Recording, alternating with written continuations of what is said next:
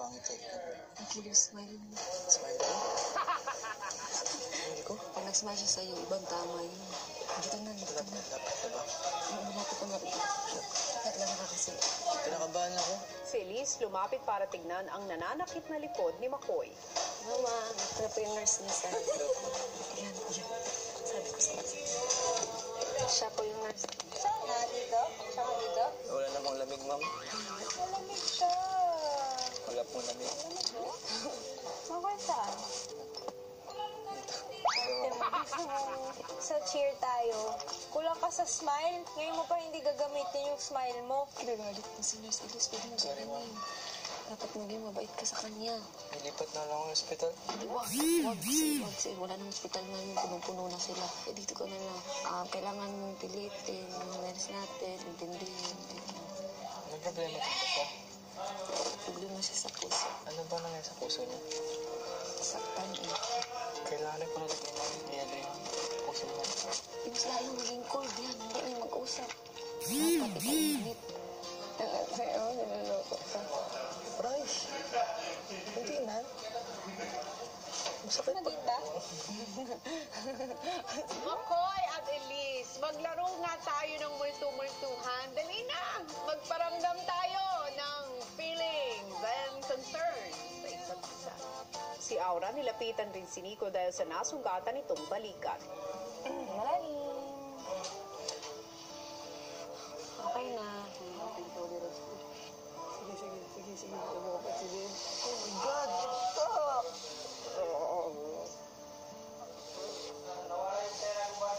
Ang sakit.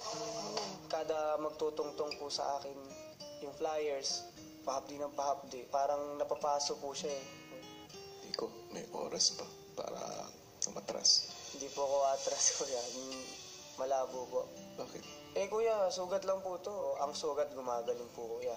Pero yung ginagawa po namin na yun, kuya, eh, hindi lahat ng tao nagagawa po yun. So, happy po ako na nagkasugat ako dahil ginawa ko po ng proper at hindi po papayag na hindi matapos yung challenge na yun sa amin, kuya. Kuya, habang buhay ko pong dadalhin to, kuya. Kaya sobrang determinado ako at kailangan maging example ako sa anak ko na matibay ako. Kasi paano ko siya pagsasabihang maging matibay kung ako mismo sa sarili ko hindi ko pala kaya. Nakakabilib nga si Nico at ang iba pang housemates sa determinasyon ay pinakita nila sa kanilang cheer dance routine at sa anumang hirap na kanila pang pinagdaraanan. Pero ang tanong, manalo nga kaya sila sa kanilang ikalawang weekly task? Yan ang ating sabay-sabay na abangan bukas. Hello Philippines and hello world! Maliban nga sa pagkapanalo sa weekly task, isa pang nagbibigay ng lakas ng loob sa ating mga housemates ay ang taong malalapit sa kanila. At para lalo silang maging inspirado, isang task ang ibinigay ni Kuya. Narito, panoorin nating lahat. Isa-isang binigyan ng housemates ng cheer fingers at tinanong sila ni Kuya kung kaninong larawan ang ilalagay dito at kung paano nila ito bibigyan ng suporta sa pamamagitan ng isang cheer.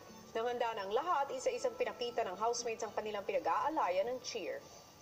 Itong tao na to ay isang angel na binigay sa akin ng Panginoon na hindi ako pinagpala ng masayang pamilya, buong pamilya, pero nang dahil sa kanya, nagkaroon ng kulay ang buhay ko at ang pinakamagandang solusyon para sumaya ako ay gumawa ako ng sariling pamilya.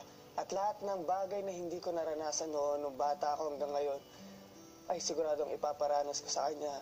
Kaya kailangan niya ng suporta ko. Hanggang buhay ako, hindi ko siya iiwan. Dahil mahal na mahal ko yung baby ko. Diba? Ngayon, little boy to a shih tzu na kami. Yeah.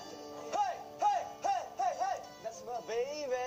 Hey! Hey! Hey! Hey! Hey! That's my baby! A-I-D-E-N-I-D-E-N! That's my Aiden! That's my Aiden! Huh! Nakakamiss po kuya. Miss na miss ko na po siya. I'm a proud daddy. Yeah. And I will pray for you! With my eyes closed! With my eyes closed, baby! Thank you po! Ano bang namimiss mo sa anak mo? Lahat po kuya eh. Yung tunog po ng tawa niya. Sa pag every time na niyayaka po niya ako pag galing akong trabaho. Mimiss ko po lahat yung kuya.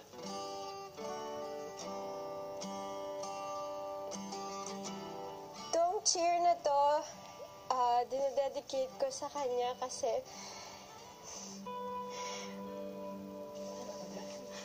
alam ko kapag hindi ako susuko, may magandang mangyayari sa kanya. At kailangan niya ako sa ate.